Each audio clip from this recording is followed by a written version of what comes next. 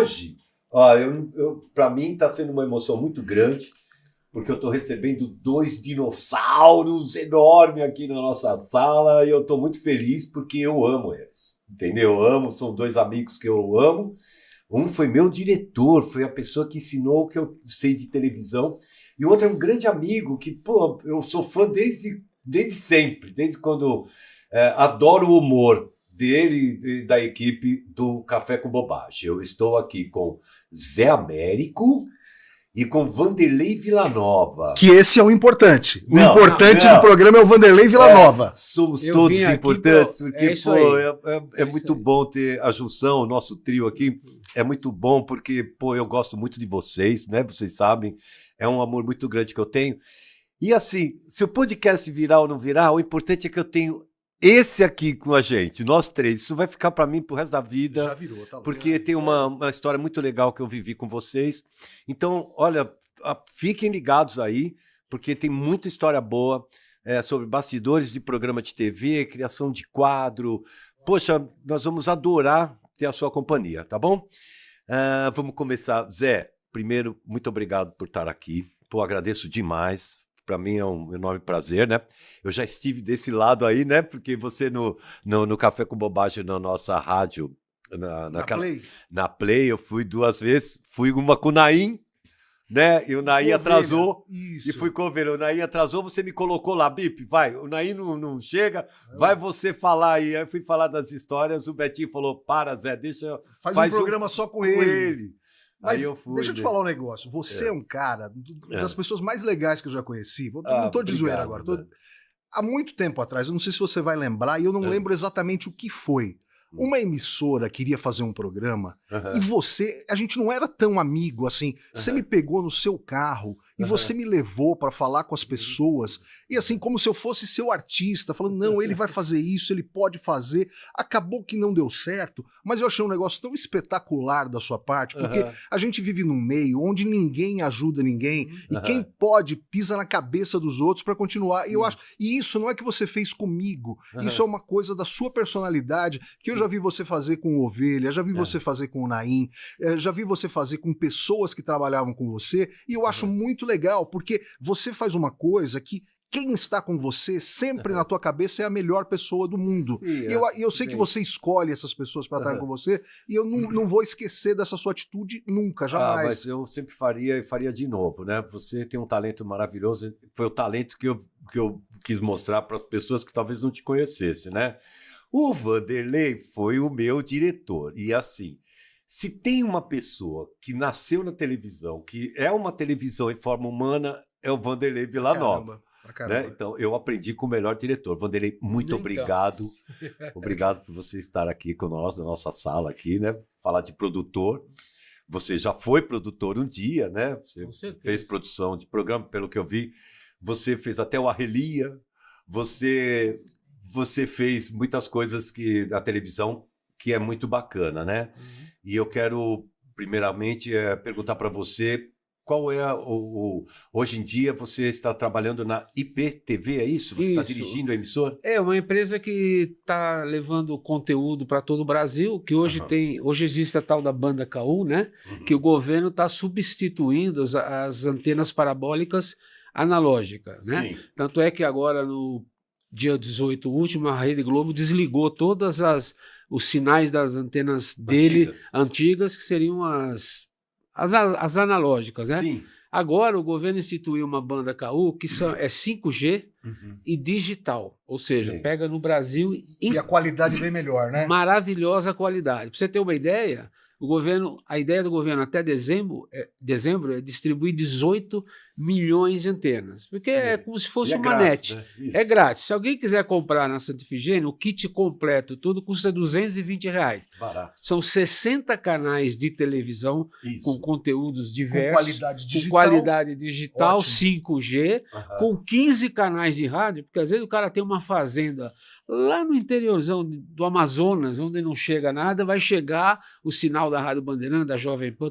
são 15 rádios que também estão na banda. Que, aliás, agora, não sei se você viu, as rádios AM também acabaram porque elas estão migrando para a faixa estendida do Isso, FM, né? exatamente. Então, agora no final do mês, você falou, a grande maioria desligou. A grande maioria. Porque me falaram que a conta dos transmissores AM é muito cara e hoje não se paga.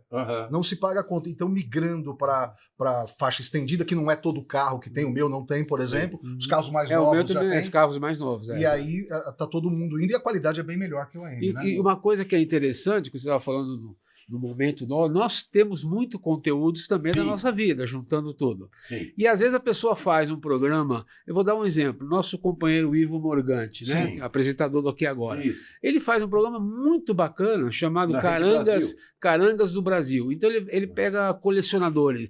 Hoje eu vou mostrar para vocês o Carmanguia. Aí ele vai na casa de uma pessoa que tem Carmanguia. Só que ele fazia esse programa, punha no YouTube. E depois do YouTube, encostava o programa. Então, as pessoas que têm um conteúdo bom, com qualidade, cedem esse conteúdo para nós e nós viramos isso um programa de televisão. Fazemos chamada, levamos o apresentador no estúdio, o programa dele, que seria o Instagram da vida, vai para todo o Brasil, é uma televisão por trás ancorando. Aí o Ivo falou, nossa, já me ligaram de Minas para apresentar um festival de carros antigos e tal. Então, muita gente que tem conteúdo, que não sabe, pode ceder esse conteúdo e depois, assim, comercialmente falando, há interesse no Brasil todo. Já vou te mandar. Ok, é isso aí. São novos negócios, porque a televisão hoje, até estava comentando antes com o Zé Américo aqui. Antigamente, a televisão era tão Caxias que a gente, quando pegava o material, até de uma externa, falava assim para o produtor, não, isso não tem qualidade, isso não pode ir para o ar. Hoje a televisão é feita com celular. Exatamente. Então, quer dizer, mudou bastante. O conceito é outro, né? Exatamente. Então, mas esses 60 canais que tem na Antena Nova, precisa de conteúdo. Exatamente. Não pode repetir e não pode ficar mais que 6 horas fora do ar. Não pode ficar, acho que 30 minutos fora do ar já... O governo caça. Então ele tem que ter conteúdo para ficar repetindo. Exatamente. Aí eu pergunto, Café com Bobagem, que tem um conteúdo enorme, né? Que tem um programa enorme, com humor que é o que a gente gosta, aquele humor que eu entendo, né? É o humor que a gente entende, porque tem uns humor aí que fica meio que subentendido. Você liga no Multishow, a pessoa conta uma piada, eu não entendo, a pessoa dá risada, fala, mas eu não entendi a piada. Então, eu vou que nem o Carlos Alberto de Nóbrega fala, o humor é simples, né? E tem humor... E imediato, né? Imediato. Não dá para pensar muito, não. Exatamente. Então, aí eu falo, o Café com Bobagem, tendo esses canais, o Café com Bobagem, tendo o programa dele no YouTube, ele pode vender para esses canais, o programa do Zé. Vou fazer uma parceria para comercializar, né? Normalmente não se vende, Bip. Normalmente é o que o Zé está falando, é uma parceria. Por quê? Porque a gente, às vezes, já recebe conteúdos, por exemplo, já tem patrocinador. Então, aqueles patrocinadores daquele programa, a nossa emissora, por exemplo, não tem valor nenhum sobre o que o cara ganhou. Se ele tiver 10 patrocinadores, o dinheiro dos 10 patrocinadores é dele. E a partir do momento... Não, ele recebe, fica para ele. E ele cede o vídeo para você. Vídeo. A partir do momento que a gente coloca o vídeo, que tem um contratinho, a partir do momento que a gente coloca o vídeo e alguém liga, olha, eu quero anunciar no Café com Bobagem. Aí a proposta vai para o Café com Bobagem. Se o Café com Bobagem aceitar o tipo de negociação que querem, aí a emissora faz 50% para a emissora e 50% para o Café com Bobagem. Por quê? Porque a emissora está veiculando o programa também sem cobrar nada de pagamento para exibir. Caso contrário, também eles estão cedendo sem cobrar da gente também. Então é uma parceria. E tem dado certo, hein? Então, porque a modalidade hoje vai ser essa daí. O futuro é esse aí. Eu fui na Rede Brasil, fui lá falar do café. Pô, todo mundo quer o Café com Bobagem na Rede Brasil. Eles adoraram o programa. Adoraram o programa. Ele fez um piloto que ele ainda fala, pô, não mostra esse piloto pra ninguém e tal. Eu mostrei lá pra ver se... Eles adoraram. O Marcos Tolentino adorou o programa. O Mário Cuesta adorou o programa deles. Então vamos pô, pega um sábado à noite, coloca aí, né? Cobraram 10 mil pro programa deles. Eu falei, mas peraí. Não, é o contrário, né? Eles não estão sabendo fazer direito, né, o negócio. Porque falavam, pô... Você quer ganhar, você não quer gastar. Exatamente. É difícil. Aí pagar 10, aí ainda tem a despesa, porque eles tinham que entregar o programa pronto. Então, assim, a emissora só tá exibindo o lado dela. Não existe parceria, né? Não é parceria. Então... Deixa eu só falar um negócio, senão eu vou esquecer. Você sabe que uma vez eu pipoquei com o Vanderlei? Como? Não só eu e o Pardini. Sim. Não existia o Café com Bobagem, acho que ainda, eu estava muito no começo do Café com Bobagem, e o Vanderlei gostava das brincadeiras, das imitações, e ele era diretor do show de calouros. Sim. Ele falou, eu quero que vocês venham no show de calouros, e vocês vão participar, o Silvio vai adorar. 2 coisas, calouro e Silvio Santos. Era muito pra nós. Eu falei, você imagina se a gente vai lá e vai mal, e a gente é gongado pelo meu ídolo, Silvio Santos. Eu falei, eu não posso fazer isso. Aí eu fiquei com isso na cabeça, a gente acabou nunca fazendo. Mas eu adorava, eu era muito fã do show de calouros. Eu fui criado pelo SBT, assim, modo de dizer. Verdade. De moleque, assim, assisti todos os programas. E eu aproveito para falar um negócio com o Vanderlei. O Vanderlei tem muitas histórias, e eu fiquei sabendo de uma história que o Tom Cavalcante foi rejeitado por ele, e o Tom falou. E depois disso, o Tom convidou o Vanderlei para ser diretor. Mas foi a melhor coisa, porque o Tom Cavalcante que você rejeitou não é o Tom Cavalcante do sucesso depois. Sim, claro, então, se você tivesse aceitado o Tom naquela época, talvez ele nunca tivesse sido o Tom que a gente conhece agora. Também acho. Não, é certeza, porque é um momento. Não adianta o cara fazer, tem que estar na hora certa, no lugar certo. E não era aquele momento. Não era aquele momento. É engraçado ó, também. Essa foto aqui, eu sou o mais fraco de todos, ó. Mas era muita gente boa também, Olha só. Mas a minha mãe falou que eu sou o mais bonito.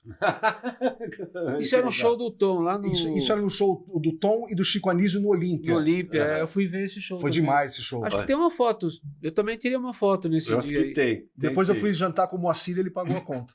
Ele pagou a conta? Lógico. Que legal, né? Não, então, o Chico Anísio, olha, os melhores humoristas, um dos maiores humoristas. Tá não, tava junto sem querer, tava opa. Imagina, Café com Bobagem sempre teve. Você sabe, Vanderlei, que quando a gente trabalhou no Faustão, a gente ficou muito amigo do Chico por causa do André Lucas, o filho dele, que é um cara muito legal, gente finíssima. Ele falou que ele tá me devendo um quadro do Chico Anísio. Que você sabe que o Chico é um dos melhores pintores de marina do Brasil, né? Ele falou, não, um dia que você vier na minha casa, eu falei, não fala comigo, senão eu fico sem dormir com isso.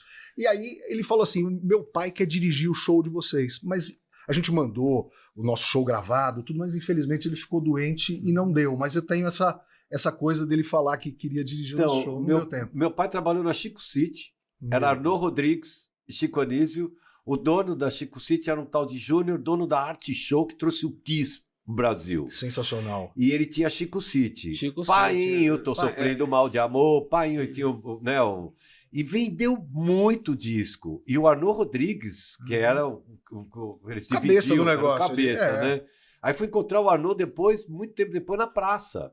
Ele que escrevia o roteiro da praça. Redator, né? O senhor excelente. Ele fazia toda a redação da praça. Eu falei, nossa, eu trabalhei com ele na época da Chico City, isso em 1981, por aí. Você sabe que o Arnaud, eu gosto muito dessas histórias. E o Arnaud contou pra mim que ele começou a trabalhar como adolescente, ou 14 ou 16 anos, na Urca, naquela TV que tinha na Urca, no Rio de Janeiro, que eu não sei se é a Tupi. Eu não sei exatamente. TV Urca, acho que é a antiga na Urca, onde era no cassino da Urca. Ele falou que ele fazia alguns programas e ele escrevia lá moleque de tudo. E aí ele começou a trabalhar com o Chico Anísio e eles criavam juntos todos os roteiros e programas, né? O Arnaud era um grande craque. Vanderlei, você trabalhou na Tupi, né?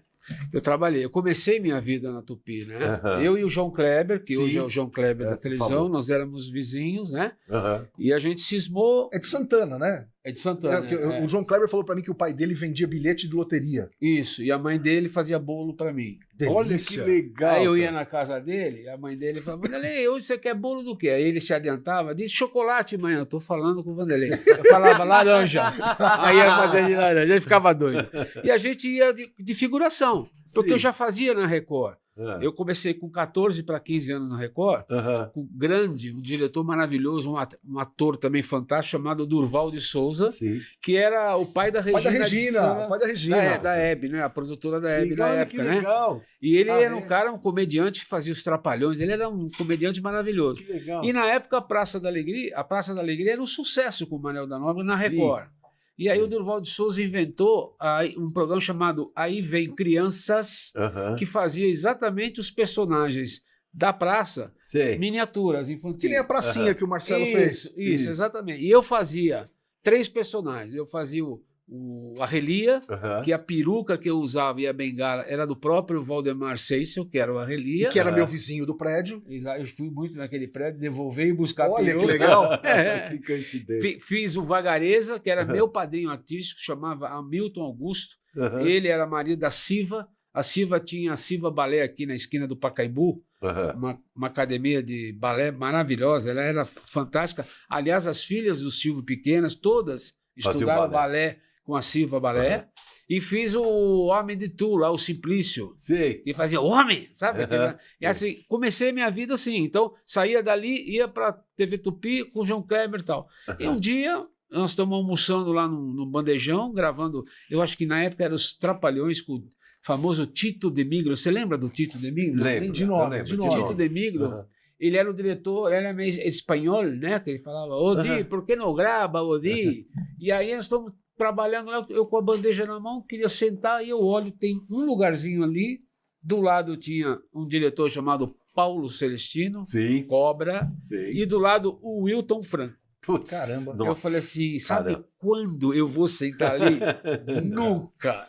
E tô ali procurando bandeja, daqui a pouco escuta assim, ô garoto, garoto, vem cá, senta aí. Peguei a bandeja, sentei. Eles já estavam quase acabando e tal. Aí o Wilton saiu, dá licença, tudo bem. Aí o Paulo falou assim, você não quer trabalhar comigo lá? Eu falei, seu Paulo, eu já trabalho com o senhor, eu sou figurante. Não, eu sei que você é figurante. Não quer trabalhar comigo na produção? Cara, eu tinha 14 para 15 anos. Eu falei, não sabia o que falar. Eu falei, sei lá, acho que, né? Tá bom, depois a gente fala. E foi embora, passou 3, 4 semanas, estou com o João Kleber na plateia, esperando chamar os figurantes. Aí vem um senhor lá e fala assim para mim, senhor Ivan Duarte, que era um produtor do Rio de Janeiro, trabalhava. O senhor, era tudo o senhor Paulo, o senhor Wilton, era tudo, né? Hoje é uma bagunça. O seu Paulo falou com você? Falou. E aí, você resolveu alguma coisa? Não, você quer trabalhar aqui na produção? Eu falei, eu gostaria. Então, cara, levanta aí. Aí já me levou. Já é agora. E aí o João Kleber foi pro lado do esquema e conseguiu virar um grande apresentador. Você dirigiu ele depois na Rede TV? Não. Quem dirigia ele era o Ocimar e o Raul Garim. Também quem dirigiu ele foi o Américo. Américo, que depois foi pro Ratinho. Isso, o Américo depois do Ratinho ele foi dirigir. Eu não sei, eu sei que eu realmente, o João Kleber não. Então, acho que a vida deu uma oportunidade para mim. E olha, para você ter uma ideia, quando eu entrei, eu era o que hoje chamam de estagiário. Na nossa época, que tinha nomenclatura pelo sindicato, eu era assistente de produção. Assistente de produção. E eu era assistente. Primeira coisa que eu fiz foi assistente. E eu era assistente, pasmem, eu era assistente de 2 caras que na época já eram produtores top. Um chamava Walter Scaramuzzi e o outro chamava Walter Leite. Que legal. Eu entrei para trabalhar com eles no programa do Paulo Celestino, só que legal. Entrei bem. O Paulo Celestino, quando o Jô veio para o SBT, ele veio, eu era bem amigo dele, aí ele faleceu no começo do Jô, e o filho dele, o Paulinho Celestino, também era bem meu amigo. E também, infelizmente, faleceu. Né? Ele eu não sabia. Faleceu faz tempo, pai e filho. Não sabia.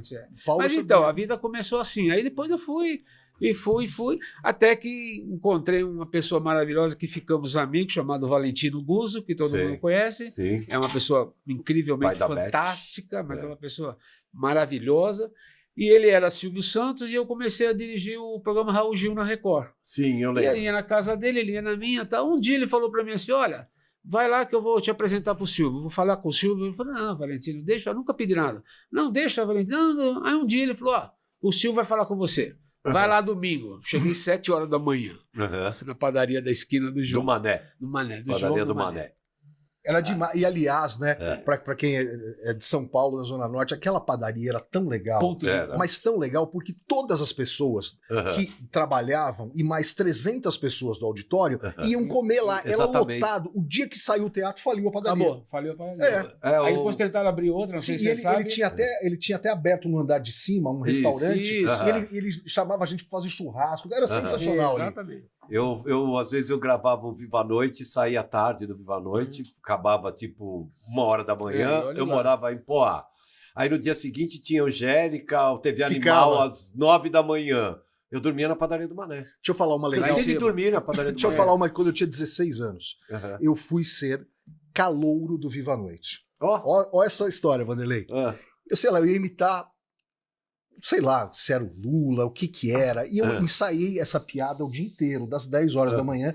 Eu cheguei, que nem ele estava falando, eu cheguei 10 horas da manhã e o negócio era 11 horas da noite. Eu fiquei 12 horas lá, comendo lanche, indo na padaria e fiquei lá. Aí a hora que, sabe quando você vai entrar? Você vai entrar, o cara falou, vai fazer o quê? Eu falei, então, eu vou fazer essa piada. Não, essa piada não. Mas era o caminho de ir pro palco. Eu tinha ensaiado essa piada 12 horas. Eu poderia fazer essa piada no meio de uma briga. Eu saberia nunca ganhar. Aí ele falou, você vai fazer outra coisa até chegar ali. Mas era ali, tava no ar, não era que ia pra comercial, não. Eu já tinha 16 anos. Eu falei, caramba, o que eu vou fazer? O que eu vou fazer? Eu lembrei uma outra piadinha e eu fiz. Foi boa, mas eu não ganhei. Por quê? Quem ganhou era um cara que não imitava nada, só que ele estava vestido de Gugu. E ele ganhou. Claro. E aí eu voltei com outro cara, que é o Marcos, tinha uma dupla, Marcos e Batista, esse cara ficou muito meu amigo na época. Nós voltamos 1h da manhã, sem grana nenhuma, pegando o último ônibus e o último metrô para ir embora para casa. Eu falei, putz, que sensacional. E foi a minha primeira experiência no teatro. São histórias marcantes, né? Mas história no teatro, eu tenho uma que eu até quero reviver isso aqui. Olha, essa daqui eu conto nos meus podcasts que eu fui dar entrevista. Eu conto essa história e todo mundo morre de rir. Eu era produtor de show de calouros, Vanderlei, meu diretor. E aí, vamos gravar e tal, vamos gravar. A gente gravava no sábado. Pegava lá de manhã. A gente gravava sábado de manhã. E às vezes gravava à noite, né? A gente gravava... A gravação ia de manhã até 6, 7 da noite. Né? Mas tinha uma que a gente gravava algumas quadros de noite. Mas era quadro isolado. Isso, quadro isolado. Aí eu fui gravar o locutor noticiarista. Aí o locutor noticiarista, ele me ensinou assim, o cara sentava na minha frente, eu ia até o SBT lá da Vila Guilherme, lá da Santa Veloso, no jornalismo, pegava umas imagens de um canguru perneta que deu um salto de 6 metros de altura. Pegava uma imagem de uma mulher que tinha dado à luz a 12 filhos de uma vez. Pegava a imagem do Neymar caindo e pegava tudo, decupava tudo direitinho e botava tudo no momento certo pro locutor chegar e olhar na câmera e falar assim... Um canguru perneta deu um salto de 3 metros de altura na Austrália. Aí virava para outra câmera. Uma mulher deu à luz a 12 filhos de uma só vez. Aí virava para outra câmera. E o Neymar vive caindo. Ele tropeça e cai, tropeça e cai. No ar, jornal, show de calouros. Aí as manchetes. As manchetes. Não sei o cara, mas você poderia ser contratado, ser bom, porra. Mas aí eu tô lá falando isso com ele, ensinei. E chegou o cara, eu botei o terno nele e vambora. Botei o terno, peguei a roupa dele, levei lá na camareira, lá no camarim, deixei lá a roupa dele, botei o terno e deixei ele lá. E aí tava uma menina, isso já era tarde, isso era 6 horas, a gente ia gravar umas 7h30, 8 horas. Tinha uma mulher, que eu não vou falar o nome, ela hoje é mulher de umas pessoas que depois eu falo, não posso falar, mas ela é esposa, ela casou com uma pessoa que a gente conhece, e ela era muito bonita. E ela fazia o comercial do... ela se vestia com uma roupa de tectel, depois ela pegava e falava assim, olha, o meu celular, ele é Motorola, e assim, o meu marido meu namorado, ele quer me encontrar, ela tirava a roupa e ficava só de biquíni. Ele vai me achar no Motorola. Mas ela errava toda hora. Ela era bonita, mas ela errava toda hora. E foi errando. Mas o cenário estava pronto para ela, para aquele quadro da modelo, manequim. E ele não trocava o cenário. E o cara querendo sair para comprar um remédio pro nariz. E eu falei, não, esse cara vai embora. Eu não vou deixar ele embora. Eu sumi. Falei pro Paulão, que era o cara da segurança lá, Paulo, que ele era irmão do Orlando. Irmão do Orlando Macrini. O Paulo, o chefe da segurança lá do teatro. Não deixa esse cara sair que ele vai embora. Não deixa ele sair que ele vai embora. Não, ele quer um remédio pro nariz. Ele não tem remédio pro nariz. Na hora que ele entra, já era quase 11 horas da noite, já estava todo mundo cansado. O Vanderlei já estava cansado. A mulher errava toda hora. Aí mudou o cenário. Tava todo mundo cansado. Aí ele entra, aí ele fala, pô, eu tô com meu nariz meio entupido, mas não deu para perceber quando ele falou. Quando ele falou no microfone, um canguru perneta deu salto de... Aí só toca a campainha. Aí eu ouço a voz do Vanderlei, voz de Deus. Bip. Explica o que é voz de Deus. O cara é fanho.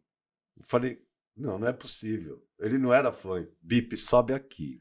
Mano, quando ele falou sobe aqui no teatro, a galera, os cameramen, todo mundo começou a passar a mão na minha bunda para alisar, né? Fala, bom, vai porque agora vai ser Já embaçado. Mano, eu nunca levei tanta passada de mão na bunda. Eu fui dali até lá em cima tomando passada de mão na bunda.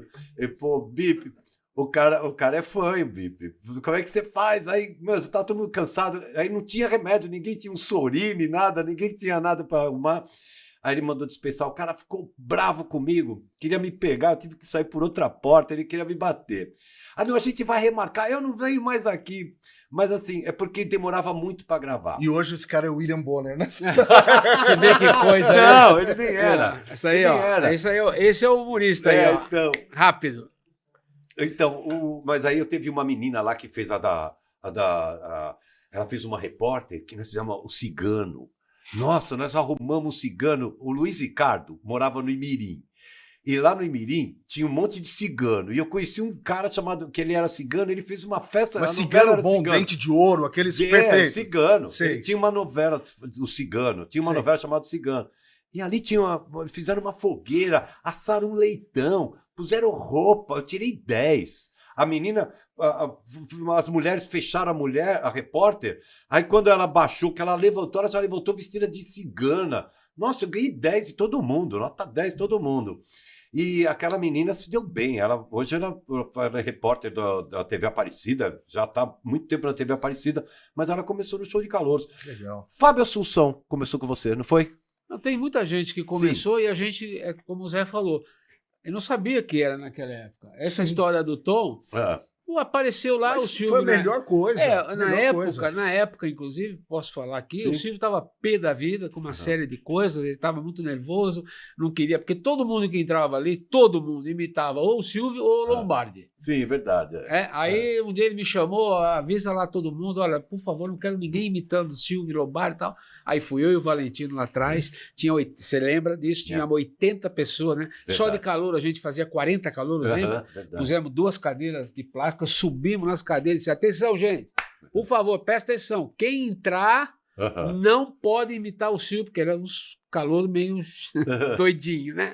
Não pode imitar o Silvio Lombardi, ok. Daí o Silvio entrou, vamos gravar, vamos chamar agora José Aparecido.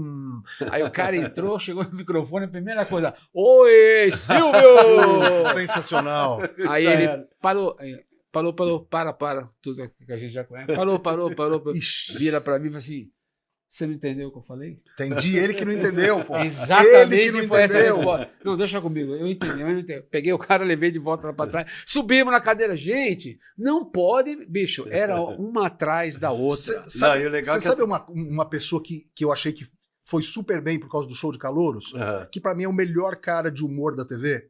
O Batoré. O Batoré. Pra mim, o Batoré, eu não conheci ninguém mais engraçado, fora do ar principalmente. As coisas que o Batoré fazia comigo, assim, com outras pessoas na rua, não tem igual. Pra mim, eu adoro esse cara, ele faz uma falta pra mim louca, é um dos meus melhores amigos, eu sou amigo da família até hoje, sou um péssimo padrinho da filha dele, mas assim, esse cara de engraçado, poucos eu já vi na minha vida que me fazem mais... Então, e a primeira vez dele foi no Show de Calouros, fazendo câmera lenta. Você vê como o Silvio tinha aquela coisa de imediatismo, né?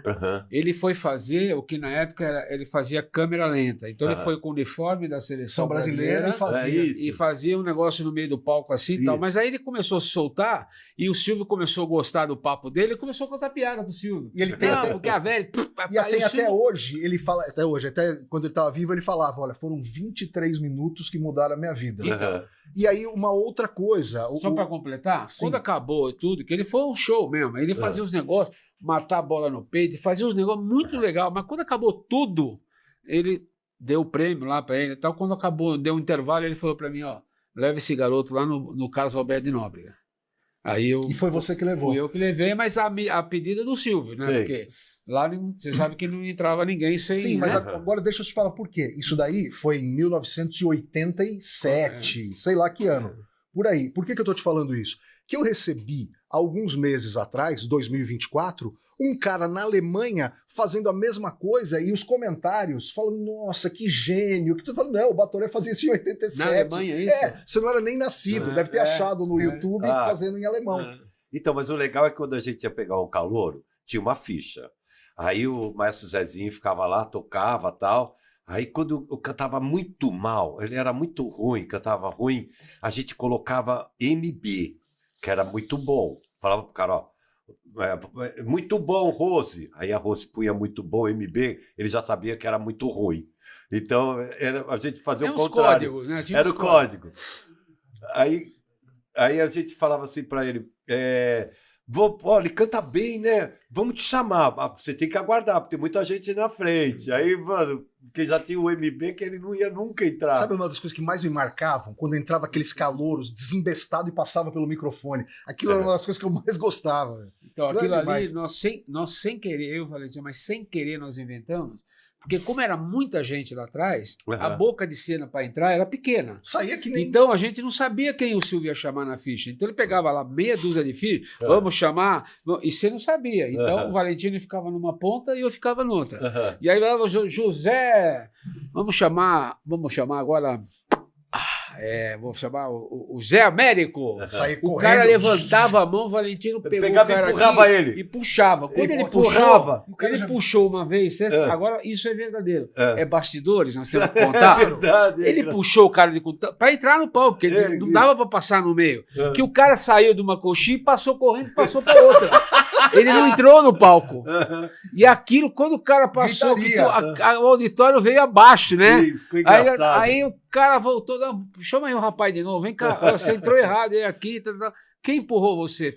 Valentim. O Valentino. Aí eu, Valentino. Valentino. Ele vinha com aquela cara, né? Já vinha assim, né? Pois não, assim, o rapaz aí, fui eu não. Vanderlei. Aí ele me chamou, Vanderlei, entra aí. Pois não, Silvio, quem empurrou, rapaz? Quer dizer, e a coisa muito bom, isso e uma coisa que deu certo, né? Fala porque sério. não tinha, cara, não tinha mistério. Era puro, porque o Silvio também nessa hora da brincadeira, ele chegava ali, ele se jogava no chão, ele subia em cima da bancada lá dos jurados, que a gente ficava, um homem daquele tamanho ali, ele subia, ele chegava ali e se transformava. Os outros já tinham que ser mais formal, né? Porta da Esperança, tinha que ser o empresário, o outro, colher a música, brincadeira. Mas no calor, você lembra bem que a gente fazia, ele se soltava, cara. Tanto é que as brincadeiras com o Sérgio, ele chegava para mim e falou: olha, Iris morreu de rir com aquele negócio lá. O que você fez para hoje? Eu falei: não, Silvio, não me fala não, eu quero saber na hora. É isso que era Mas legal. O Ratinho faz isso com o pessoal. O Ratinho exige isso. A hora que, o Ratinho é muito meu amigo também, graças a Deus, mas a hora que fizer, eu falei isso pro Ratinho, a hora que fizerem um roteiro pro Ratinho, matou o Ratinho. Porque o Ratinho é aquilo, ele entra, ele entra, não quer saber o que vai acontecer, ele quer saber na hora. E aí é o que ele produz. E ele cobra. Quando a coisa é premeditada ou ensaiada, você sabe dá para ver, fica falso. Fica falso, não dá. Mas esse cara é muito legal. Ele faz isso porque o Santos, eu tava lá, eu fui cozinhar pro Ratinho lá, aquele no boteco, agora ele leva alguém para cozinhar. Eu vi que você cozinha. Aí eu fui lá cozinhar para ele. Você é bom de cozinha? Que prato que você fez? Eu fiz para ele uma rabada com polenta mole. Legal, hein? E agrião. Que ele gosta. Essa você não me chama, né? Essa você não me chama. Faço lá. Aí eu fui cozinhar e ele chamou o Santos do lado e falou: meu, você tem que agilizar. Faz alguma coisa. Vai lá. Você não tem nada aí, você não tem uma piada aí, vai lá. Agiliza. Ele empurra as pessoas para criar na hora ali do programa. Eu ouvi ele chamando na hora, e não é nada combinado. E está muito bem de audiência em função disso, né, cara? Então, e Sérgio Malandro também, você trabalhou com o Sérgio Malandro. Eu dirigi A Hora do Capeta 2 anos. Então, antes do Samuca? Ou depois? Não, antes do Samuca. Antes do Samuca. A gente tinha... Aliás, ali todo mundo dirigiu, deixa eu te falar. Ali quem dirigiu primeiro foi o Magrão, Roberto Manzoni. Aí parece que não deu. Aí foi Almoço com as Estrelas. Franco, mano, olha que legal. Não é o Tom Franco ali, não. Não, é o Ayrton Rodrigues. Ayrton Rodrigues, Lolita. Eu aqui tô lendo o telegrama do presidente da República, porque nós convidamos, aí é o 20º, foi um dos últimos programas. O Almoço com as Estrelas estava comemorando 26 ou 27 anos. Na Tupi? Não, na TVS já. Na TVS já. E a gente trouxe praticamente todos os artistas e tal, e eu fiz aquela história, o não você já tem, né? Sim, eu fiz o convite para o presidente da República. E bastidores nós temos que contar. Onde nós estamos gravando Silvio Santos, começa a chegar um monte de segurança do presidente. Aí, pois não, queremos ver o teatro e tal. O presidente ia lá. E aí os caras têm que vistoriar o lugar antes. Aí mandaram me chamar. Você convidou o presidente? Eu falei, convidei e tal. Aí o Silvio recebeu os agentes federais, lá, deu toda a coisa, os caras olharam o teatro inteiro, saída, porta, janela, barato. Vieram acho que umas 15 pessoas. E aí no dia o presidente não pôde vir. Aí ele mandou um telegrama. Aí eu passei o telegrama para o Ayrton. O Ayrton falou, não, eu vou te chamar, você vai entrar e você vai ler o telegrama do presidente dando parabéns pro casal, né? Que na época também fazia muito sucesso. Fazia muito sucesso. E não tinha produção nenhuma, VIP. Nossa, eu lembro. Era um almoço frio, né? O Zácaro tentou fazer isso também. O Zácaro no almoço. Mas é Bandeirantes, lembra? Era almoço, Bandeirantes, né? Mas é mais perfil, tradição, isso, né? Porque, na realidade, o sucesso disso tudo era o casal. A hora depois eles se separaram. Acabou o programa. Acabou o programa. 2 meses depois, o Silvio... O Sérgio Malandro. O Sérgio Malandro... Ó, o Vanderlei tem... Todos os filhos dele trabalham em televisão. Rodrigo. Todos. Melanie e agora o Lucas, que tá no SBT. Os 3 trabalham com televisão, né? Os 3 bombaram também. O Lucas... eu falei, vocês têm... Eu falei, estuda, né? Essa piada é velha, né? É boa, né? Essa piada é estuda. Eles entenderam o estúdio, né? Estúdio, verdade. Então, o Rodrigo no começo... Dirigiu ele, né? O Rodrigo, meu filho, eu dirigi ele no SBT, né? Isso. Mas o meu filho dirigiu ele lá na Gazeta. Na Gazeta, um programa bacana, que era bacana o programa. Aí é o dia do filme dele, que ele... Eu não assisti ainda, quero assistir. Muito legal, cara. Olha essa história, porque eu já vi o Vanderlei falando a história dos ovos, que daqui a pouco ele podia contar, que é muito boa. O Malandro, teve um cruzeiro que o SBT promoveu para pessoal de mídia, contatos comerciais e tal, e o show era do Café com Bobagem. E aí nós estamos lá, aquelas viagens, Santos, Rio de Janeiro, Santos. Beleza, mas é legal. Sensacional. Aí a gente muita comida. Muita comida. E a gente, como tinha muita gente, nós tivemos que fazer show 2 dias, na sexta-noite e no sábado à noite. Encontramos um Malandro, e como é que foi? Tem aquele negócio, quando você está na cabine de comando, você fala, como se você fosse o comandante, todas as cabines ouvem. Então, pra gente divulgar o show, nós falamos, olha, vai ter show hoje à noite com o Café com Bobagem e tal. A gente gostaria de convidar vocês. Tem só que se organizar, porque não vai caber todo mundo. Nós vamos fazer 2 dias, perfeito. E eu tô com uma pessoa que tá com a gente aqui no navio, que é o Sérgio Malandro. E o René faz o Sérgio Malandro igual. E ficou aquele negócio, aqui é Serginho Malandro, aqui é Serginho Malandro. Se você encontrar o Serginho Malandro aqui no navio, dê um e você vai concorrer a muitos prêmios. Isso foi em Santos. No outro dia parou em Búzios.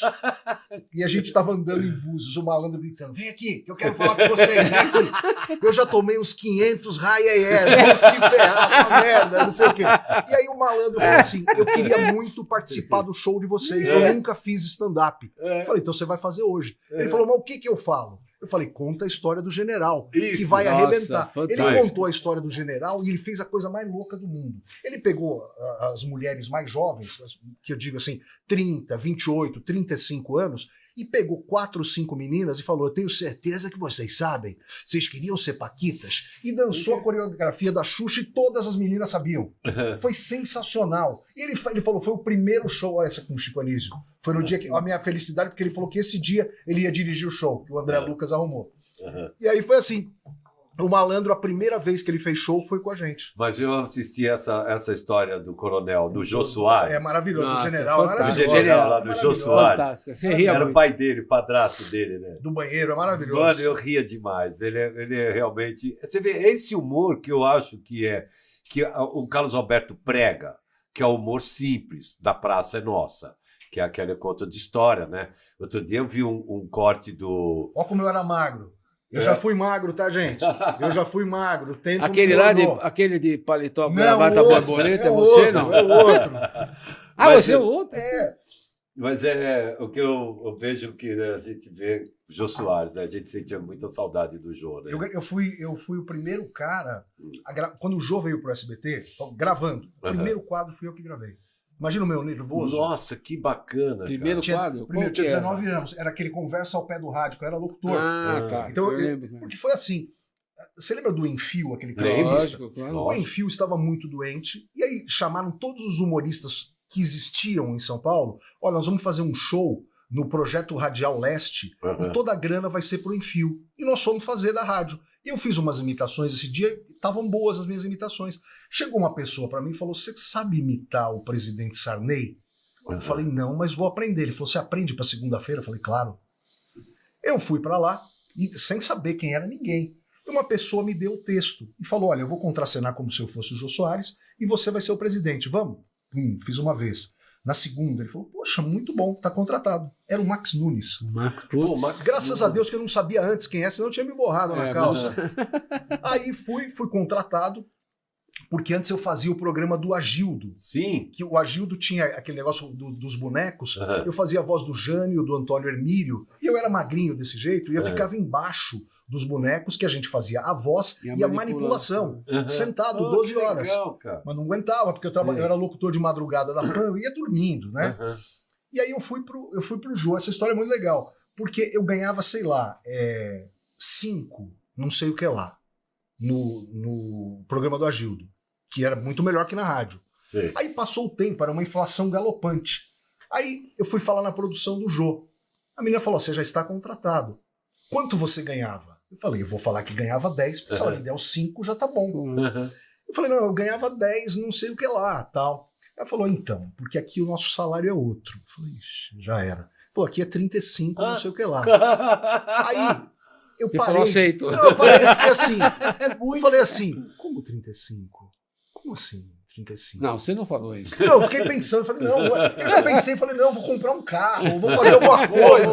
Não, eu duro total, falei, não é possível. E aí tudo que ela falava eu não ouvi mais, deu um mute. E ela falando, não sei o que, eu falei, top. Pra você ter uma ideia, eu saí da sala, eu fui pro lado errado. Eu tava totalmente perdido. E aí eu gravei o primeiro quadro com o Jô. Você imagina o meu nervosismo? Valeu, cortaram uma fita, está gravando, está valendo, e foi o primeiro quadro, e foi muito legal. Isso. Então, aqui nasceu a Mel. A Mel, ela veio do Banana Split. Minha amigona, ela vende joias no Rio de Janeiro. Ela vende joias, um beijo, Mel. A Mel era do Banana Split. E eu via muito ela no Jô. E aí, quando montaram o Banana Split, lá do Gugu, que eles montaram o Banana Split, aí veio a Mel, que eu falei, pô, eu assisti essa mulher no Jô Soares. Ela é Maria Helena e ela era professora de criança, pequenininha. Ela falou, nossa, e ela foi no Banana Split. Pra ela, Banana Split era, pô, né, viajou pra caramba, né? A primeira formação do Banana Split, as meninas são muito bacanas. Uma, inclusive... Foi Miss, né? Andréia, né? Andréia Reis. Andréia Reis. Andréia Reis tá... É a que caiu de a Rosane. A Rosane. A Rosane. E a Rosane hoje ela é casada com que trabalhou no Jô Wilton Marques. Wilton Marques. Adoro o Wilton Marques também. Meu amigão também. Ela é casada com o Wilton Marques. E há muito tempo ela é casada com ele. Isso. A Adriana Colim. Hoje top, né? E foi do Faustão, fazia aí depois descambou. Aí veio, aí quando elas saíram, aí montaram outros Banana Split. Aí aquelas meninas lá. Que teve Alice filho, Vargas. Que teve filho com o Leonardo. Né? Aí teve. Mas todas lindas. O importante é a Márcia, que casou com o Chitão.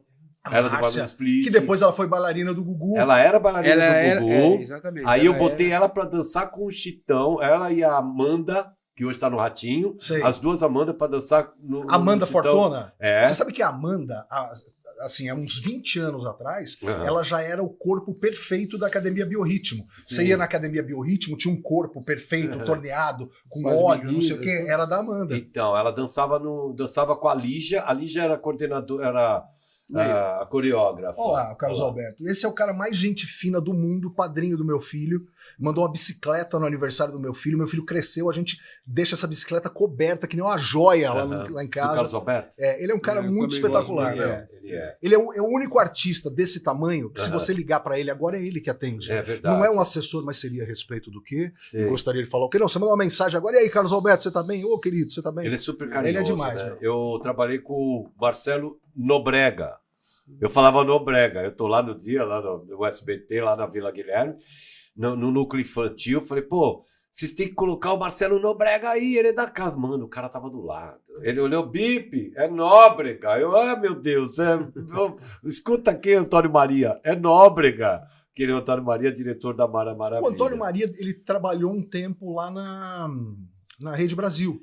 Ele trabalhou um tempo na Rede Brasil, como diretor de palco. É isso aí. Então, agora ele tá com o Patati Patatá na emissora Rede Família Mais.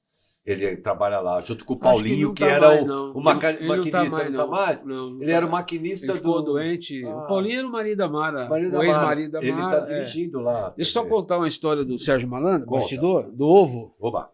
Dos ovos. É muito boa essa história. Então conta. Então, inclusive, passou domingo no especial do Silvio, da CBT, o foi um maluco lá no Incrível Brasileiro andar em cima dos ovos. Sim, eu vi. Você lembra disso? Lembro. O cara botou 10 fileiras de ovos de um lado e 10 caixas de ovos mesmo. Isso. E ovo mesmo, não era nada falcatrua. Sim. E o Silvio perguntou, você vai fazer o quê? Eu falei, eu vou andar da ponta até a outra e voltar em cima, descalço, e não vou quebrar nenhum ovo. É demais, isso por si só já é sensacional. Putz, é sensacional. Aí o Silvio olhava, falava, isso é cozido, esse ovo, tal. Não, ovo é normal, tal. O cara foi, voltou, não quebrou nenhum ovo. E aí o Silvio não se conformava com aquele. Sérgio Malandro, quanto vale o show? E o Silvio tinha aquela coisa, né, que a gente fala nos bastidores, ele fala, mas ele faz sinal, né? Sérgio Malandro, quanto vale o show, Sérgio? Tipo assim, vai pra lá. Se vira. Aí o Sérgio, não, isso aí eu faço, deixa comigo, tal. Inclusive, ele conta isso nos stand-up dele, por isso você falou, o humor do cara é uma coisa verdadeira, né? E é muito engraçado. E aí ele chegou lá, e não é que ele sai do mesmo ponto do cara, vai até... e o Silvio, no meio do caminho, o Silvio falava, vai, Sérgio Malandro, você não sei o quê, o Silvio falava... E ele quebra, e ele foi, voltou, chegou lá, e não quebrou nenhum ovo, ele andou tudo também, que nem o cara, e não andou. Porque dizem que quando você pega o ovo, ele em pé assim, ainda mais com uma sustentação... Muito forte. A sustentação da caixa, que é a caixa de ovo, né? Assim, se você fizer assim, ele quebra. Mas ele em pé, ele é difícil quebrar. Ah, que legal. Aí o Silvio mandava, quebra. Ele não quebrava porque não dava. Aí o que ele fez? Escorregou e, bufa, da bunda, estourou uma porrada de ovo. Aí o Silvio começou a gritar e dar risada. Aí o Silvio foi lá, mas Sérgio, o Alan pegou um ovinho e jogou no Sérgio. Tem na internet, Eu vi. Aí o Sérgio pegou, jogou nele e o Silvio fez assim. Aí o Silvio foi lá, pegou outro e tudo. Daqui a pouco, bicho, o Sérgio pegou a bandeja de ovo, começou. Puta, auditório. Mas isso reprisou agora com a Patrícia. Sim, mas é sensacional. Então, ok, mas eu digo, isso foi na minha época, né? Foi uma loucura. O Silvio no canto ali, sentado, morrendo de rir, pintou todo mundo de amarelo, aí foi lá embaixo, pegou farinha, o Pedro de lá parecia um pinto, todo amarelado, jogou farinha no carro, acabou com a gravação, tava faltando acho que 1 hora e pouco ainda pra gente completar o tempo. Teve que parar. Porque todo mundo fedendo ovo e tal, pai Sérgio, não sei o que, aí daqui a pouco ele, acabou, vamos pro comercial, você é maluco, não sei o que, aí passou do meu lado, bateu no meu ombro, rindo pra caramba, esse Sérgio é maluco, e foi embora, né? Você falou, arrasou, né? Arrasou. Daqui a pouco vem o Zé das Águas, lembra do Zé das Águas? O Zé das Águas cuidava da roupa do Silvio, dos ternos e tal. O Silvio tá te chamando, vai. Você é elogiado, agora é aumento. Aí entrei lá, falei, e aí, Silvio, tudo bem? Tudo bem? E aí, o que você achou lá? Nossa, Silvio, demais, né? Muito bom. Aí começou assim, você achou mesmo? Eu falei, não, Silvio, maravilhoso e tal, porque pô, todo mundo dando risada. Não sei, eu acho que o Sérgio não bate bem. Começou fraco, mas começou fraco. Daqui a pouco foi assim, Vanderlei, esse cara tem problema, não é possível. Acabou com a gravação, todo mundo fedendo o ovo, e agora como é que vai acabar, completar o programa? Falta mais de 1 hora. Não, aí eu comecei a perceber, para quem trabalhava ia estourar o negócio. Há algum tempo com o Silvio, que ele realmente tinha mudado. Eu estava pé da vida, tava pé da vida. Chama lá o Sérgio. Aí eu tô saindo assim, ele falou, não, peraí, fica aí. Apertou o botão. Você já ia preparar, né? Já ia preparar o Sérgio quando ele falou assim, ó, bicho, tem um problema sério no meio do caminho. Aí ele chamou, apertou o botão lá, acendeu a luz vermelha fora do camarim, o Zé das Águas, pois não, senhor, chama lá o Sérgio Malandro. Ele entrou que nem um babaca aqui. E aí, Silvão? Arrebentamos. Ele falou, Sérgio, você tem problema, né? Por que, Silvio? Não, aí começou, bicho. Aí também Guilherme começou a se exaltar. Sérgio, vamos fazer o seguinte, não, mas Silvio, pô, Silvio, você acabou com o programa, meu. Você é louco, cara. Aí começou, deu um esporro nele, federal, saímos do camarim, ele olhou para mim e falou, não entendi nada. Eu falei, eu muito menos. E aí não, abriu a porta, falou, Vanderlei, ainda falou assim, que nesse ponto era assim, Vanderlei Villanova, presta atenção, Sérgio Malandro vai fazer um eletroencefalograma e vai me trazer. Ele tem problema. Agora, se ele não fizer, ele não entra no júri. Ouviu, Vanderlei? Eu, pois não, Silvio, claro. Bem, saímos de lá e ele falou, eu não vou fazer porra nenhuma. Eu não vou fazer. Falei, Sérgio, você já ouviu o que o cara falou. No nervosismo, aquele era sábado, passou domingo e tal. Na segunda-feira ele me liga. Falei, e aí, Sérgio, beleza? Já descansou? Tudo bem? E aí, vai fazer o exame? Não vou fazer nada, estou te ligando para falar. Pode arrumar outro no meu lugar. Eu não vou fazer. Porque não sei o quê, não vou fazer. Chegou na quinta ou sexta-feira, fez. Claro. E aí chegou no domingo, falou, tô aí, vou gravar, tal. Chega com um negócio desse tamanho, uma foto, uma ressonância da cabeça. Mostrou que ele não tinha problema. Cara, o programa era gravado, foi pro ar, deu uma puta audiência. Ganhamos. Aí, bati lá, Silvio, o Sérgio tá aí, quer falar, manda entrar. Quando o Sérgio entrou a bola, ele falou, ô Sérgio, ganhamos da Globo, Sérgio, 40 pontos, a Globo deu 36. E o Sérgio com um negócio desse tamanho na mão, esperando a oportunidade, vai entregar. Isso tudo é real, que eu tô te falando. Eu sei, é verdade. Aí chega na hora, você, Silvio, eu trouxe aqui o que é isso? O exame. O que você pediu aí, os ele falava. Sérgio, deixa pra lá, isso aí já foi, tá muito bom. Aí ele usa esses 99% real do que aconteceu. Aí eu falei, Sérgio, no stand-up você tem que completar isso. Quando você fala que sai do camarim, não saímos do camarim e tal, ainda bem que ele não abriu, porque o resultado estava escrito assim, retardado. E aí ele usa isso no stand-up. Só que ele conta a história do Hora do Capeta, ele só conta a história real. E aí muda o final. Cai. Mas esse é o stand-up, não é? O stand-up não é história real, acontece com as pessoas. Tem uma vida, né? Às vezes nem sempre. Mas quem tem uma vida que nem a do Sérgio Malandro é muito bom isso aí, né? Hoje eu estava vendo aquele Paulo Vieira. Paulo Vieira, muito bom. Que ele conta a história do pai dele. Então ele pega a história do pai dele, da mãe dele, e aí ele muda, ele pega essa história e faz um stand-up. E todo mundo ri. A história do pai dele é muito engraçada. Agora vai virar minissérie a história do pai dele. Eu fui um dos caras primeiros que viu o Paulo Vieira no Comedians. O Comedians era aquele clube que era do Danilo e do Rafinha, que agora não é mais, é dos barbichas do humor. Né? E aí o Paulo Vieira, ele é do Tocantins, e eu era mestre de cerimônia, eram 3 sessões. E eu nunca tinha visto o Paulo, eu fazia o mestre de cerimônia, fazia uma piadinha, chamava um, fazia uma piadinha, chamava outro. Falei, esse Paulo Vieira é bom pra caramba. Aí falei com a Simone, minha mulher, falei, olha, ela falou, tô precisando de um humorista de stand-up. Falei, leva esse cara que você vai adorar. Ela achou legal, mas o pessoal falou, mais ou menos. Daí quando eu vejo ela, eu falo, aquele cara que vocês acharam mais ou menos, ele vai ter um programa dele na Globo, mais ou menos. E agora vai ter uma minissérie com ele. Então, agora ele vai trabalhar com a Eliana, né? Ele vai ser o Thiago Bernabé. Da Eliana. Que legal. Agora, que nem você falou outro dia, que o Pedro de Lara, para ir na padaria, ele se vestia de Pedro de Lara. O Pedro não saía do personagem. E o Liminha também não. Porque outro dia eu encontrei o Liminha na padaria, ele estava vestido de Liminha. Falei, ô Liminha, você vai gravar? Não, tô vindo. Ele vai na padaria, ele vai de Liminha. Realmente sempre com aquelas roupas. Com aquela roupa Liminha. Com bandana, roupa Liminha, óculos escuros. Chapéu da Telecena, óculos. Porque senão ele não é reconhecido, né? Senão ele não é reconhecido. Você falou do Pedro e tinha um grande problema com o nosso querido amigo Lombardi, né? Porque o Lombardi era a voz mais famosa do Brasil e não aparecia. Verdade. Então, a gente, quando sabe, eu fiz alguns programas ainda antes de sair na Anhanguera, tem o pessoal da caravana que toma o lanche e o pessoal que fica ali na praça da alimentação. Sei. Né? Então, era uma coisa assim... era muito, como se fala, até uma coisa meio de criança do Lombardi, porque ele era muito puro até o Lombardi, era muito meio era carente. Carência, inocente e tal. E ele chegava perto de alguém ali, tipo assim, vai pedir um café? Oi, me dá um café com leite? Aí não sei o que, de repente a mulher olhava e falou assim, nossa, essa voz... É o Lombardi. Você é o Lombardi? Eu sou o Lombardi. Aí, pessoal da caravana, ele é Lombardi. Era importante isso para ele, porque era a voz mais famosa do Brasil, mas ninguém conhecia. Quando ele me via na praça de alimentação, ele ficava, café com bobagem, talento, sucesso, imitações, Zé Américo. E ele era maravilhoso. Eu adorava. Grande figura, né? Eu participava muito do programa que ele tinha lá em Santo André. A gente mandava quadros. Olha, os quadros estão arrebentando. Bom demais.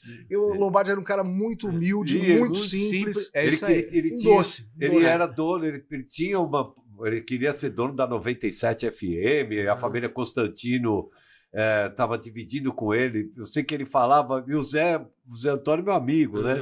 Da 97, então eu fingia que eu não entendia, eu fingia de morto, porque, o Zé Antônio, meu amigão... A minha mãe mora em Santos, meu pai faleceu, mas meus pais moravam em Santos, minha mãe mora em Santos. Então, toda vez que eu ia, eu ligava para ele, Lombardi, você tá na rádio ao vivo? Porque às vezes ele gravava. Não, eu tô ao vivo, eu falei, vou passar aí, tá? Pô, ele era uma criatura fantástica, cara legal. Né? Simples e tal, e de repente dono de uma belíssima voz que o Brasil inteiro conhecia, mas... Ninguém sabia. Você sabe o que ele fez uma vez? Eu trabalhava na rádio Educadora lá de Campinas. Sei. E ele participava do programa. E ele viu eu fazendo os comerciais. Ele falou, eu posso gravar os comerciais pra você? Eu falei, não acredito. Ele falou, eu tenho estúdio em casa.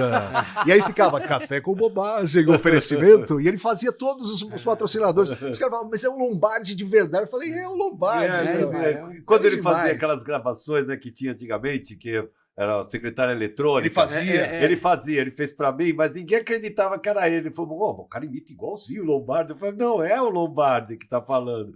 Mas tu não achava que era imitação, né? E você sabe que eu nunca gostei muito de ouvir a Transcontinental. Mas eu só ouvia a Transcontinental da parte da manhã. Quando entrava das 8 às 10 tinha café com bobagem. Era das 8 às 10. Não, isso era na Transamérica. Na Transcontinental era no final da tarde. Final da tarde. Então eu só ouvia a Transcontinental no Café com Bobagem porque eu tinha que ir para Poá. E pegava Mogi, pegava bem. Mas você sabe que eu acho que... eu ouvia direto no trânsito. Eu trabalhei num monte de rádios, né? Eu acho que um dos lugares que eu fui mais bem tratado na minha vida foi na Transcontinental. Sim. Porque é uma família legal, sabe? Então, o Cidinho, o Sidão, né? Eu falei, na Transcontinental, você só é mandado embora se você matar um dos donos. Sim. Mas aí os outros vão perguntar, mas o que ele fez pra você? Porque eles são tão legais. Eles são tão legais. É que a programação não gostava da programação. Lá, os caras ficam 20 anos, 30 anos. Sim. A gente ficou 12. Verdade. Mas era líder na audiência. Era muito legal, uma rádio muito legal. Audiência. A Transamérica também, né? A gente pegou uma época boa também na Transamérica. A Transamérica sumiu. Essa rádio sumiu. É do lado da PAN. Eu não consigo ouvir a Transamérica. A Transamérica era muito legal no tempo do Marcelo Braga, do Marcos Braga. Sim. Era uma rádio muito legal, que tinha aquele negócio. Simone Garuti, conheço também. E é boa também. Ela fez muito sucesso. Naquele programa que ela tinha de manhã, Dona Encrenca, ela fez muito sucesso. Muito sucesso mesmo. Ela é muito boa no rádio, ela é muito safa. Assim, ela tem a voz de boa locutora. Ela tem a voz é engraçado que ela tem voz grossa. A irmã dela tem voz grossa. A única pessoa da família que tem voz fina é o pai dela. Pensei que era você passou eu. Não, e quando veio o Bon Jovi para São Paulo, eu era da Poligram, e a Transamérica fez a promoção. Então ela pegou 25 ouvintes, pôs de um lado do palco, 25 ouvintes, pôs do outro lado do palco. Você imagina? E no palco tinha 2 bares. 2 bares. Então subia 5 pessoas desse lado, que eu ficava no bar aqui, servindo suco, água, salgadinho ali, suco, refrigerante e água. A pessoa no palco vendo o show. No palco. Isso é demais. Bon Jovi. Né? E aqui subia, tava um outro cara lá, que era, não lembro quem era, que estava aqui nesse outro bar. Subia 5 ouvintes, ficava 3 músicas aqui, 3 músicas aqui. Descia, subia mais 5. Demais. E foi feito pela Transamérica. A Transamérica bombava. Você lembra que tinha um estúdio ao vivo? Tinha. Que, aliás, quando eu fui assim, moleque, eu gravei com o Dudu França no estúdio ao vivo, ele falou... Essa frase tá muito de velho. Eu era muito moleque, ele falou, como é que você falaria isso? Eu falei e ficou. Era um negócio da Calói. E depois eu encontrei com ele, cara, super legal. Mas por que eu tô falando isso? No estúdio ao vivo, que a gente até fez com o Café com Bobagem, foi o Aerosmith. Nossa, o pai da Liv Tyler, lá, ia procurando a Liv Tyler, lá, não foi. Aí o Rui Bala era o apresentador do estúdio ao vivo, ele fala bem inglês, né? E aí o estúdio ao vivo como é que é? O cara canta uma música, o locutor pergunta alguma coisa, canta outra música, pergunta alguma coisa, a dinâmica do programa é essa, para ter entrevista e música. Segunda pergunta que o Rui foi fazer, ele falou, olha, eu vim aqui para cantar, por favor, você não me encha mais o saco, eu vou cantar, dá licença. Tira o Steve Tyler. Steve Tyler é demais. Tá. Pô, imagina. Mas você imagina, no estúdio ao vivo, um monte de caras espetaculares. E eu lembro que só o Lico, o operador, é que sabia mexer naquele estúdio. O Lico e o Lampadinha. O resto todo, porque é um estúdio gigantesco, né? E assim, grandes nomes. E o Lico hoje trabalha no SBT. Trabalha no SBT. Chegou aí Mamonas Assassinas. Foi muita gente. Trabalha lá. É meu amigo. Eu adoro o Lico. Puta, meu amigão. Ele trabalha lá no Sonoplastia. Silvio Lico, fazendo nossas vinhetas. Cara, incrível. Meu amigão. Agora, Vanderlei, me fala uma coisa. Você que fez o show de calouros, né? Fez vários programas assim. Qual foi a pessoa mais difícil que você dirigiu?